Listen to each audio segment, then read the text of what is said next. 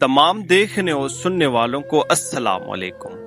प्यारे मुसलमान भाइयों और बहनों, में उम्मीद करता हूं कि आप सब खैरियत से होंगे। आज मैं आपके सामने एक ऐसी हकीकत लेकर आया हूं जिसे सुनने के बाद शायद आपका दिल कांप जाए। ये सिर्फ एक कहानी नहीं, ये गुनाह के अंजाम की वो तस्वीर है जो हर इंसान के लिए इबरत है। कभी सोचा है कि जालिम और जना का बदला किस तरह लौट कर आता है? आज की वीडियो में आप वो सब सुनेंगे जो शायद आपने पहले कभी ना सुना हो।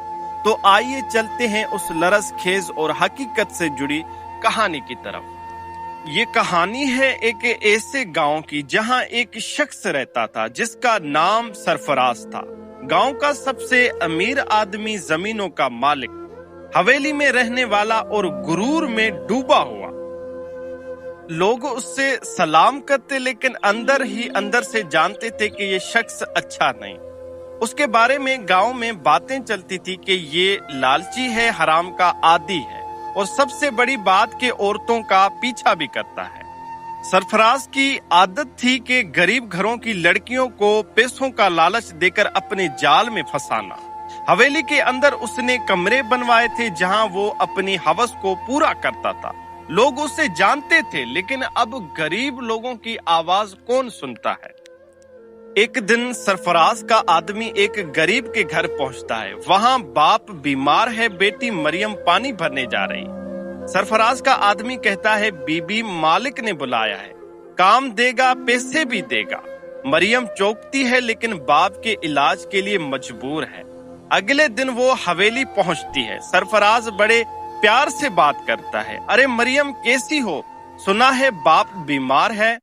फिक्र ना करो, मैं सब इंतजाम कर दूंगा, बस तुम मुस्कुराओ। मरियम कहती है, मालिक मुझे सिर्फ दवाइयों के पैसे चाहिए। सरफराज धीरे से कुर्सी से उठता है, मरियम के करीब आकर कहता है, मरियम तुम्हें पैसे भी मिलेंगे, सोना भी मिलेगा और बहुत कुछ भी मिलेगा, मगर मेरी एक शर्त है। मरियम हैरान होकर थोड़ा पीछे हटती है और कहती है, आपकी क्या शर्त है मालिक? सरफराज हंसते हुए कहता है कि ए मरियम, मैं तुम्हारे हुस्न का कब से आशिक हूँ। मुझे तुम्हारे साथ एक रात गुजारनी है, बस सिर्फ एक रात मेरे साथ गुजारो।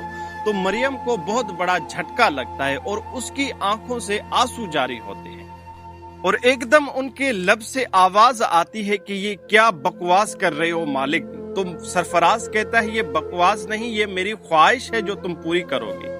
क्या तुम अपने बाप की जान बचाना नहीं चाहती? क्या तुम अपने बाप का इलाज नहीं करवाना चाहती? तुम वहां पे मरियम के लब खामोश हो जाते हैं और उस जालिम की बातों में आ जाती है और वो जालिम जैसे कहता है वो मरियम वैसे करती है। ये एक मरियम नहीं थी जो कि सरफराज के जाल में फंसी थी। सरफराज ने ऐसी बहुत सी मजबूर लड़कियों को अपनी हवस का शिकार बनाया था। कुछ लड़कियां पैसों के लालच में आती थी तो कुछ लड़कियां मजबूरी की वजह से आती थी।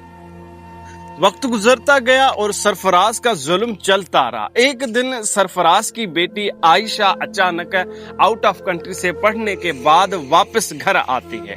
सरफराज को उसको अपनी बेटी पर बड़ा नाज था, वो बड़ी मोहब्बत करता था अपनी बेटी के साथ।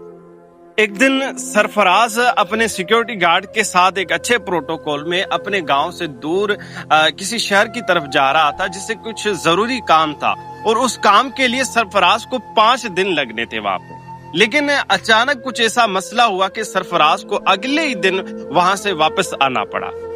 अब जैसे ही सरफराज घर वापस पहुंचता है तो वो अपनी गाड़ी से उतरकर अपने कमरे की तरफ बढ़ता है और कमरे का जब दरवाजा खोलता है तो उसके आंखों के सामने वो मंजर है जिसको देखकर सरफराज की जमीन पांव के नीचे से खिसक जाती है। सरफराज देखता है कि उसकी अपनी बेटी किसी गैर मर्द के साथ उसी के बिस्तर पे लेटी हुई थी। सरफराज के हाथ कांपने लगे। सरफराज घुटनों के बल जमीन पर आके गिरा। लड़का उस वक्त फौरन भाग चुका था और ये बात तेजी से पूरे गांव में फैल चुकी थी। उसकी बेटी सरफराज के कमरे से उठकर वो अपने कमरे में चली गई, लेकिन सरफराज अपने कमरे में ही पड़ा रहा। दूसरों की बेटियों की इज्जत के साथ खेलने वाला अब अपने कमरे में ज़ारो कतार रो रहा है। अब उसे वो सारे मंजर याद आ रहे हैं जो उसने मजबूर औरतों के साथ किए थे। सरफराज के दिल में अब पछतावा आने लगा।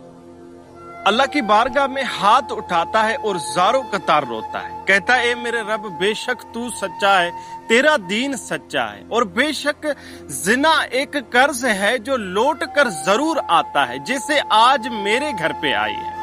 प्यारे मुसलमान भाइयों और बहनों, तो इस वाक़े से हमें क्या सबक मिलता है? इस वाक़े से हमें ये सबक मिलता है कि जिना एक कर्ज है जो हमने उतारना है, अपनी माँ के साथ, अपनी बहन के साथ, अपनी बेटी के साथ, कहीं ना कहीं पर हमने उतारना है। तो अल्लाह ताला से दुआ है कि अल्लाह ताला हमें इस गुनाह से महफूज रखे।